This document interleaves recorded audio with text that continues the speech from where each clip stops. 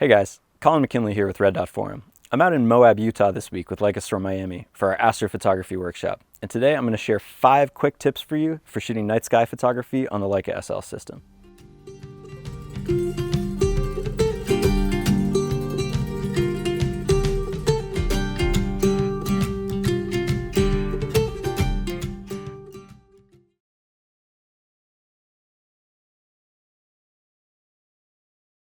In 2021, Leica issued a firmware update for the SL system with a new feature called Enhanced Live View. And this is an absolute game changer for night photography. Basically what this feature does is it jacks up the ISO on your live view so that you can compose images in the dark for taking a long exposure. Now beforehand you'd have to maybe take a 30-second exposure just to see what was going on in your frame and then reframe and readjust afterwards.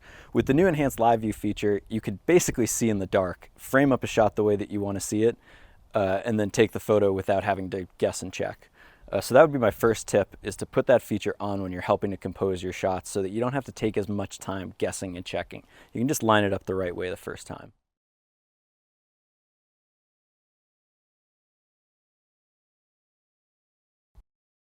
After your shot's composed, one of the trickiest things about night sky photography is nailing your focus. And really the only effective way of doing this consistently is with manual focus. Now one of the features on the SL system that I find super helpful for this is the focus magnification feature. Now some people have this turned on automatically, so when you start turning an M lens, for example, it magnifies into the frame so you can see the detail of what you're focusing on.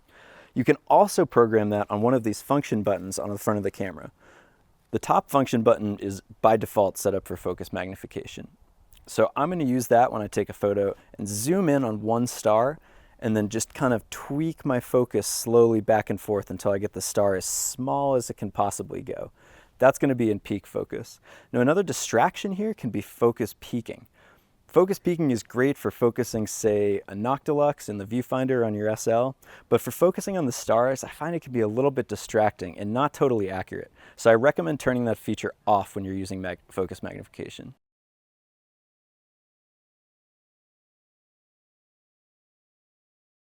Once your shot is framed, composed, and focused, we can start dialing in our exposure settings. Now here on my Leica SL2S with the 21 Summilux, typically my settings might look something like 15 seconds at f1.4, ISO 3200. That's just a starting point, and as you experiment, you're going to kind of find what works for you and for your camera and what works with the scene. All of these settings are a little bit flexible, and you might end up bumping your ISO up or down or moving your shutter speed a click or two back in the other direction depending on how your image looks. So it's important to review your image after every shot and check and see how it's looking. Let's walk through these settings one by one. So our aperture is generally going to be the widest, fastest setting in our lens. On this 21 Summilux, we're looking at f1.4. Generally, you're going to want a lens that's f2.8 or faster. And here at 1.4, we're 2 full stops faster than f2.8, gathering lots of light and allowing for really spectacular night sky photos.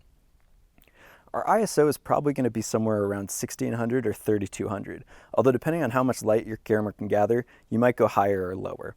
Make sure you're checking your images and trying different things and just comparing how the images come out, and you'll see what works for you.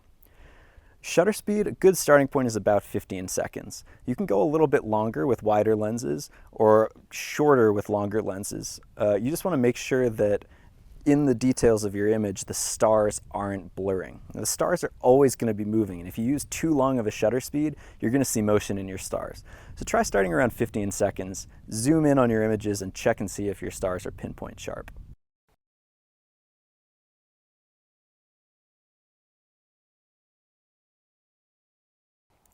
Now, this might go without saying, but an absolute necessity for any type of night sky photography is a sturdy tripod. If you're taking 15 or 20-second exposures, you can't have your camera wobbling around in the middle of an exposure or everything's going to come out blurry. Another way you can reduce camera shake is to use the 2-second self-timer feature on your SL. This is going to be found under Drive mode in the menu settings. Scroll down to 2-second self-timer, and now when you press the shutter, the camera's going to wait for 2 seconds after you press it before releasing, so that any shake from your hand touching the camera will dissipate before the shutter opens.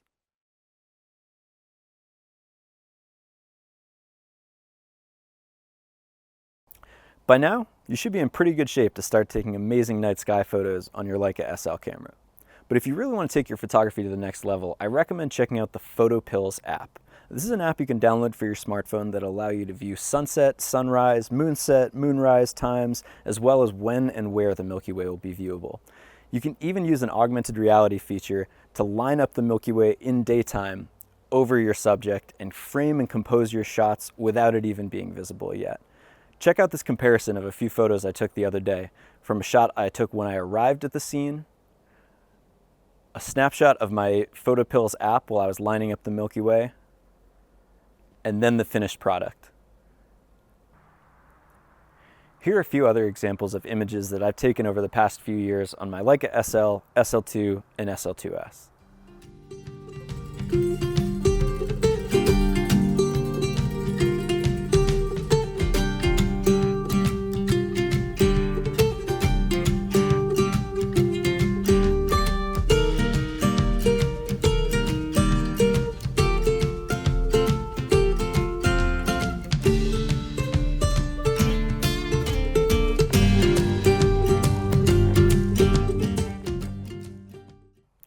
Thanks for joining us. If you found this video helpful, give us a thumbs up.